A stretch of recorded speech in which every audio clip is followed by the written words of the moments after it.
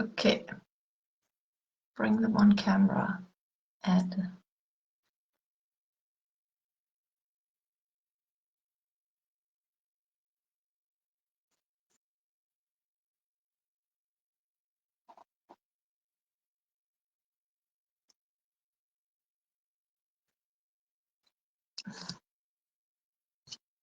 Yes, It's working finally. it's working.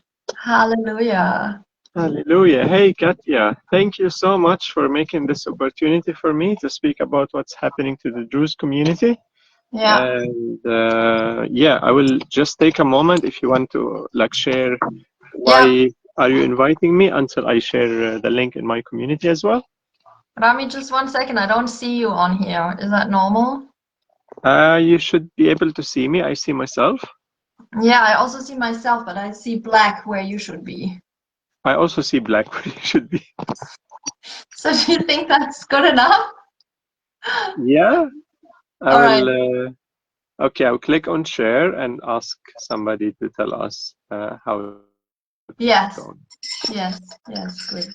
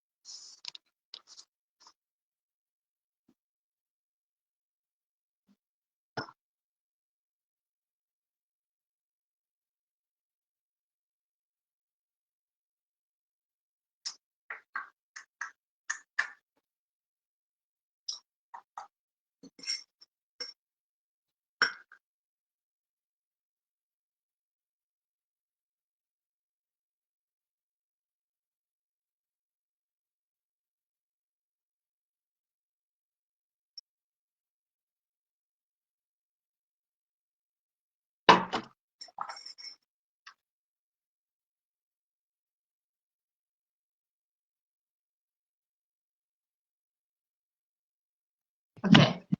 Nice. Okay, so Now we're I all see there. myself and I hear you. Yeah, same. I see myself and I hear you and I see black where you should be. So strange. Okay, so I hope that we will have somebody telling us that it's working.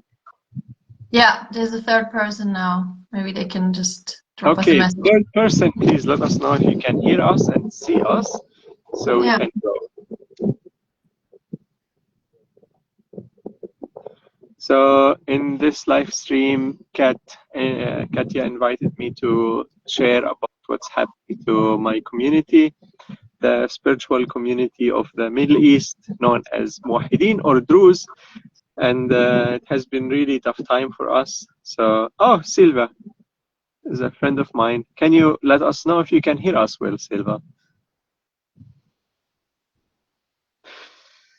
So, and in this really difficult time, we need every voice, we need every human who really care for humanity and for dignity, for Mother Earth, for everything that is beautiful in this existence, and our beautiful, peaceful minority group being persecuted in the most horrific way you can ever imagine. Just the videos I saw in the last 2 days is enough to make me not sleep for the rest of my life. And yeah, I'm here to share about it because it's really horrific genocide what we are facing, and nobody is speaking exactly what's going on there. We, as a Druze, don't have channels, we don't have media coverage, we don't have media teams on the ground to cover what's going on. And we rely on beautiful and wonderful people like you, Katya, who speak the truth despite that it's uncomfortable. And yeah, so I'm still didn't hear anything from Silva. If you hear us, Silvas, please let us know or give us a like or something. Yeah, yeah. Whoever's watching, please let us know if we are both visible, because to us, there's only one visible of us. Yeah. So let us know. And I guess we just roll with it and hope for the best. Yeah, I think we Right. can go with that. Yeah. Okay. Cool. So Yeah. you asked me why I invited you to do this stream, right? Yes. Yeah. Well, obviously I care, and it was that a couple of days ago I shared some of your stories, and it always feels a bit futile to do that, and like I always ask myself what's something else I could do. And then this morning I received a message from you on Instagram sharing something again and asking me to share. And again, I was like, yeah, okay, I can share it in my stories, but it feels like not quite the right thing. So Hmm. I went out and did some gardening, and while I was doing the gardening, I actually had this idea to do this kind of thing, to have a conversation with you, because I think this gives a little bit more insight as well, because I think you bring so much more background information than what's happening on social media or what we can see on social media or even like the mainstream media. And so I just wanted to hear you speak. What is happening there? How is information being distorted? And then for those of us who are also on the more activistic side, like what are the different things that can be done potentially? Hmm. Yeah. Yeah, so thank you for bringing me on this live stream. It has been really difficult time, and it has to do with all persecution of minorities in Middle East. We know Syria used to be a Christian country with thriving communities from Druze, Alawis, Yazidis, Sufis, Murshidis. There is tens of different communities, and over time they have been persecuted one after another, and by Islamic or radical Islam that slowly taken over the Middle East. And we are not the only one, but now it's our turn, and it's getting really extreme to the degree that thousands, we don't know the numbers yet, but thousands of people being killed. And the media is portraying this as a civil war. Well, in fact, it's just a brutal attack against a spiritual minority who just want to live in peace. Yeah. If you don't know about the Druze, we are a small ethno-minority group living in the mountains of Middle East, mainly Syria, Israel, and Lebanon. And we took the mountain because of the history of persecution. So over the time, because we just want to live in peace and we were not left alone. So the only place we could survive is high in the mountain, where it's hard to fight for and hard to be ethnically cleansed, because the mountain give you shelter and place to hide, basically. And we had peaceful time and we had difficult time, and the last 15 years was difficult for all Syria. Many people were bombed by Assad regime, and we, because our region was safe at that time, we took them, we sheltered them, we hosted altogether about 300,000 refugees from Muslim background. We fed them from our food and we gave them our homes. They didn't live in tents, unlike other places like in Jordan and Turkey. We were able to provide a living unit, so they had the best condition all over Syria. And I was one of the activists who have helped them. And now we see a catastrophic reaction from them because we've been silently persecuted, and the media is pushing this narrative that we are the bad guys. We are the one who's persecuting the Bedouin, which is completely not true. The Bedouin also have lived with us. The Bedouin is also from Muslim background, and they have lived with us for a long time, and we never really attacked the Bedouin. We had some clashes in the past due to what you call it in English, like when you have the shepherd invading like a farmland and eating, like the shepherd eating the farmland. That was the main conflict with them, or some incident of theft or looting. But we always managed to survive with them in a decent way to some extent. They came to our school and we had no issues in the past.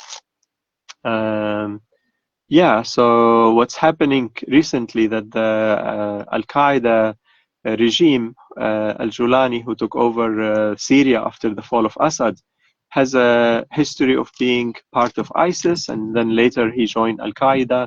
He actually is still recognized as a terrorist, and he had, just before the regime failed, he had a bounty of $10 million on his head. So it's recognized terrorist is, and we know those people lie. And if they get the government and the government under his hand, I don't expect anybody who have decency to say like, oh, now we should believe this terrorist and not believe the people on the ground. And this is unfortunately what's happening. The world is believing their narrative. And I feel called to, instead of sitting with my family, with my friends in my garden, I have to go online and tell the world what's going on and ask them like, hey, the situation is catastrophic. The hospital is full of dead people.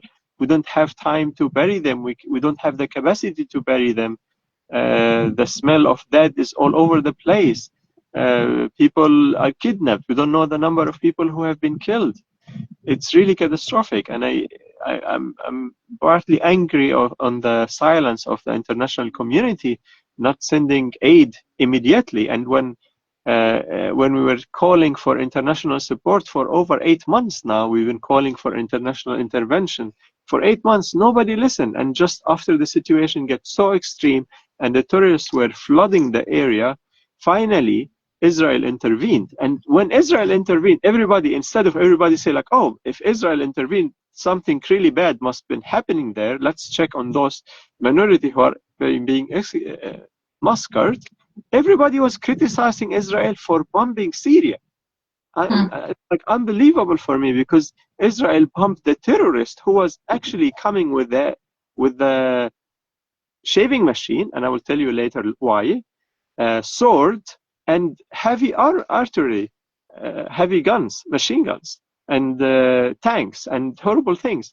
So for me, it's like the hate for Israel in this world caused us so much loss. Like if we'd be in a normal reality, all countries should intervene and say like, well, you can't massacre people just because of their religion or because of their ethnicity.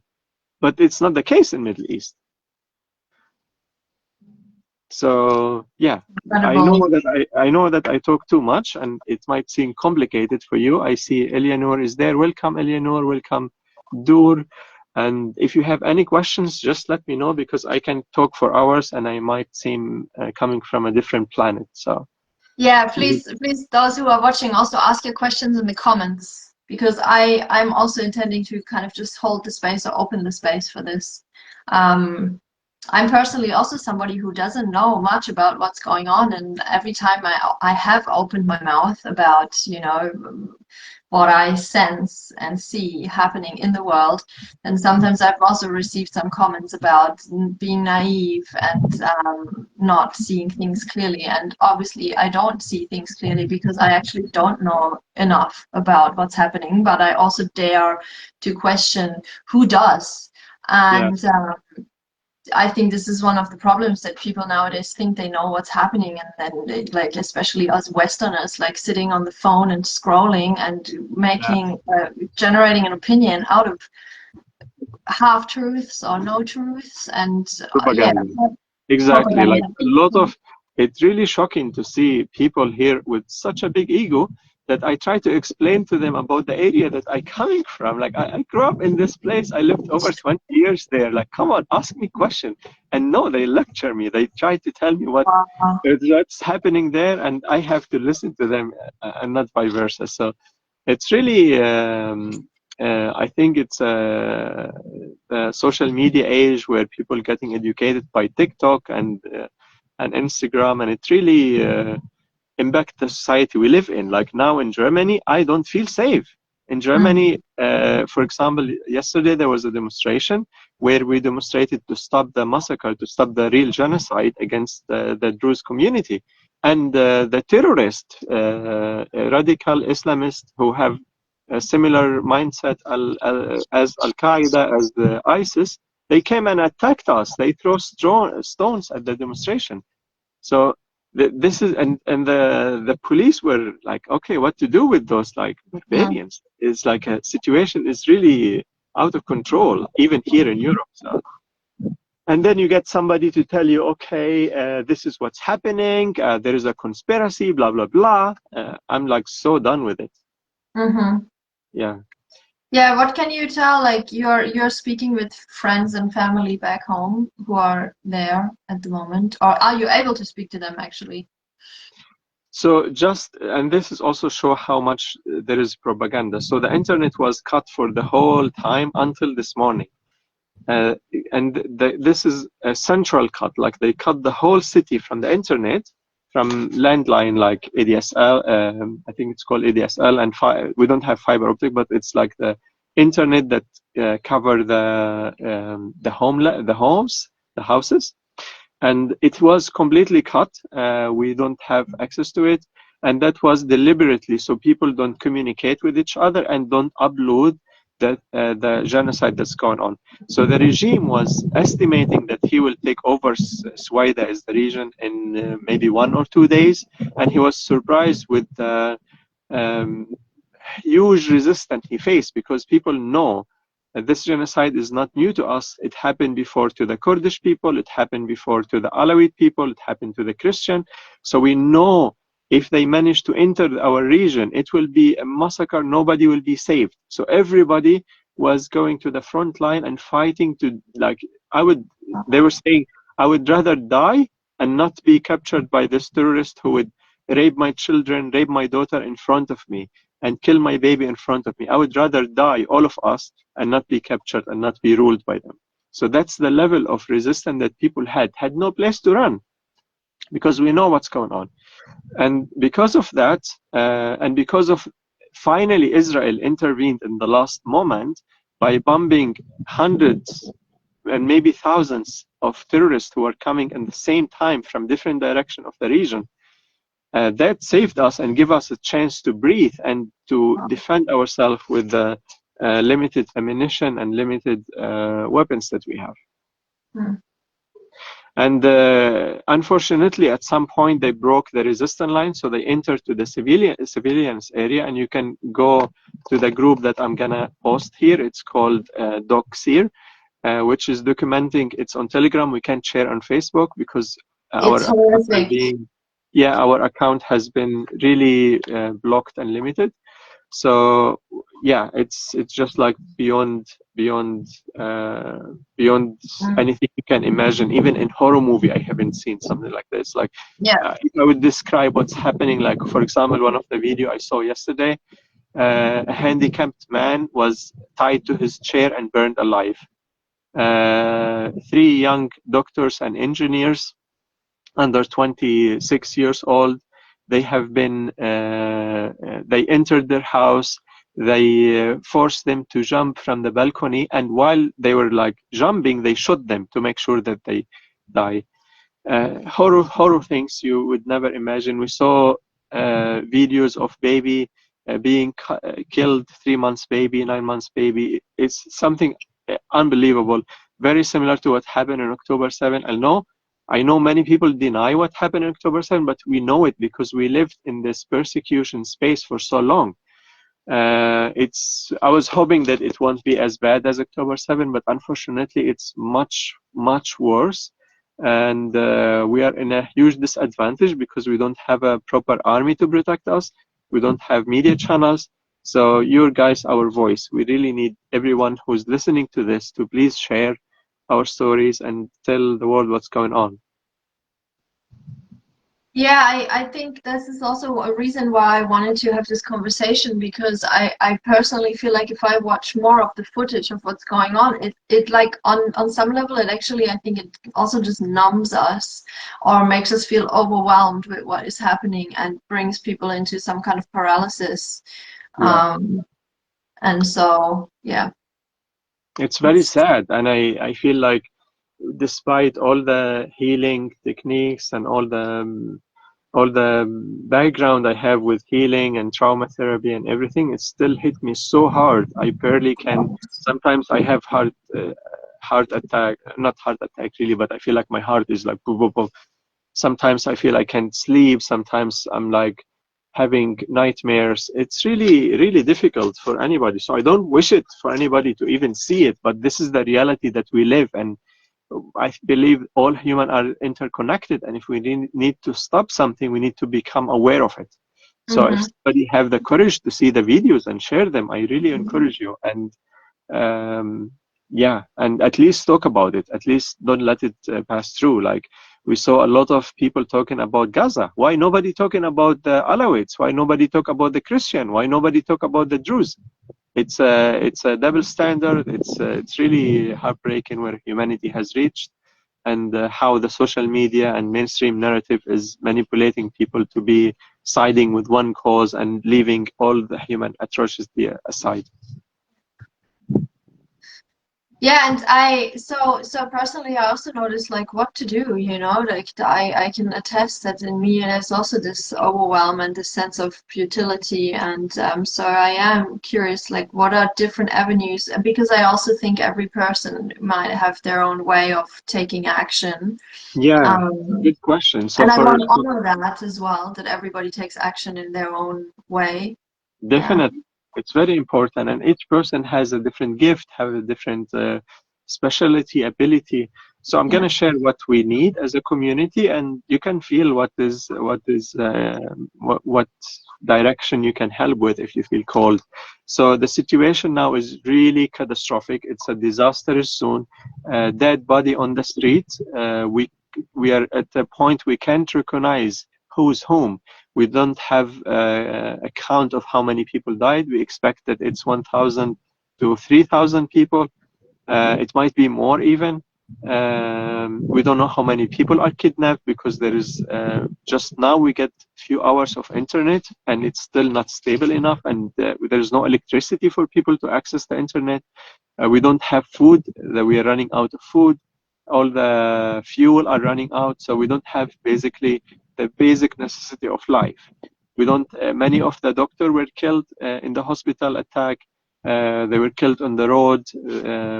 We don't know how the medical team is functioning, but last time I called with them, it was a catastrophic. What we need is an immediate medical team to go on the ground and help the injured.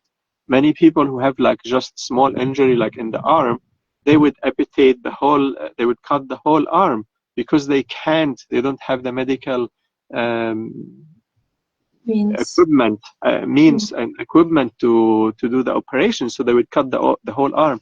And we still have, this situation is just getting worse. So what we need is medical team going there immediately. We need humanitarian aid, as people have, as Julani has cut the whole food supply for the town for more than 10 days now. There is no water because they poisoned the water, the running water. So all the running water now is contaminated and poisoned. It's a real genocide. Like I'm talking about a real genocide. We don't have the necessity of life. We need to put Al Julani on the terrorist list and declare the Syrian army as a terrorist organization because it's controlled by Al Julani, who is a terrorist in suit. And what does that normally, if an organization is declared as a terrorist organization, then the UN is more likely, or some other Western institution is more likely to take action? Is that what's... Exactly. So that will allow more organization to help not only the Druze, like we also care for the Muslims there. The Muslim people community are also suffering. So we need to have, like, for example, the SDF, the what you call the Syrian Democratic Forces, are way less extreme, way more organized, so it can take over the safe guard of Syria while we do actual transition and election and move to more a government that include everybody. But so far, the USA, Europe, Turkey, all the Arab country has been backing this terrorist organization that took over Syria. So that's the biggest Why? difference that we have. Why?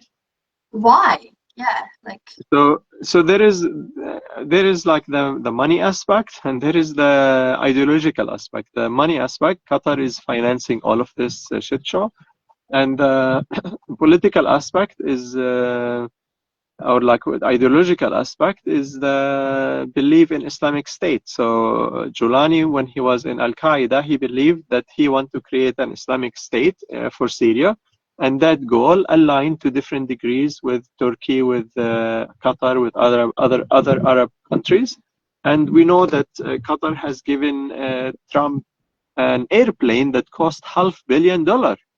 So Trump now is backing up the Julani, which is a joke, because he, just like in the last election, he was saying that Qatar is financing terrorism and must stop, and he was supposedly fighting ISIS. So it's a mad world we live in, and yeah, I can talk about it for hours. So just ask question to go to the direct point. Yeah, let's go with what can be done, because yeah, as you said, like the political and like the complexity of the background is kind of infinite, and either another video or So yeah. I would like people with us to focus on humanitarian effort. I don't want to go to politics. So far, only Israel involved, which is a shame, Wow. a shame for everybody in this United Nation. Like it's a really disaster. Like nobody have sent humanitarian. Very few countries even condemned what's happening to the Druze community. So we need pressure on your politician and your representative to speak out and to say like, hey, we need to intervene. Julani must stop killing the Druze and must stop lying about it, because he's not just killing them or killing us. He's lying about the fact that he's doing that and putting it in a propaganda forum, saying that it's just a fight between the Druze and the Bedouin, which is a complete false. So we need pressure, we need countries to intervene, send humanitarian aid, send a medical team if possible, send portable hospitals so we can treat the injured, send equipment, fuel so we can bury the dead one who's still in the street, send team of journalists so they can document the atrocity that happened there. Talk to the people and hear their stories, send emotional support and trauma therapists who can help people come over this trauma, send food, and later point we would need to forget something very important. We need like a truce on the ground to stop the terrorists from infiltrating the area again. And this needs to be done by the United Nations. If not, the only option in front of us is to ask Israel for it, and that will cause a lot of rupture between the Arab society and the Druze, because there is a tremendous amount of hate for Israel. So if we ask for that, we are putting ourselves in a situation where being attacked. Conspiracy theory people would also think like, oh, we planned this in advance so Israel can come, and all this blah blah blah. Wow, my God. Yeah, and I'm just giving you the summary, Katya. Hmm. This is just like yeah, a bit of everything. So yeah, we need people on the ground. We need forces on the ground to protect the Druze people and the Christian who live there. We need a safe a cross point with Jordan. Jordan refused to open a safe cross point for humanitarian aid and for people to move in and out, because it's part of the Arab Islamic lobby and Arab of Islamic agenda as well. The same thing Egypt refused to do with Gaza. They refused to. They've been calling, oh, it's a genocide, genocide, genocide for so long, and they refused to let the Gazan people who want to flee go to Egypt. So Jordan is doing the same. I really hope that Jordan will change their mind and have a moral and humanitarian stand towards us. Yeah, so I think that's it. Safety, food, medication, and later point we need to rebuild the houses that has been destroyed, the houses that has been burned, the land. They burned huge amount of land. Everything they had their hands on, they burn it or they steal it. So yeah, so this is just a few of the things. So you need to write an emails to your representative. You need to write an email to, if you want to help, of course, you need to write an email to human rights organizations and so on. And at some point when it's safe, I would like to go there by myself or with friends. I know some friends would go there in person and help on the ground. I really hope that we can have it safe enough for teams to go there and see in their own eyes a massacre and a genocide that is even worse than October 7th. Wow. Yeah. Thank you for sharing. And for like some of the things you mentioned with writing email specifically, I think you have a draft on your social media on Instagram. I saw it on Facebook. You have it as well, or Yeah. On Facebook, you can see it on Facebook. It's also available on online. And join some of the influencers who are talking about it, and they're all in my Instagram and Facebook. yeah. And I think you're also generally open to receive messages in the terms of more like if somebody wants to ask you more specifically about something or how to help or some information, you're also open to respond to that. Yeah, sure. Yeah. Okay, thank you so much, Katya. Yeah, thank you. That Yeah. was wild. Thank you, Rami. Yeah. Are you still there?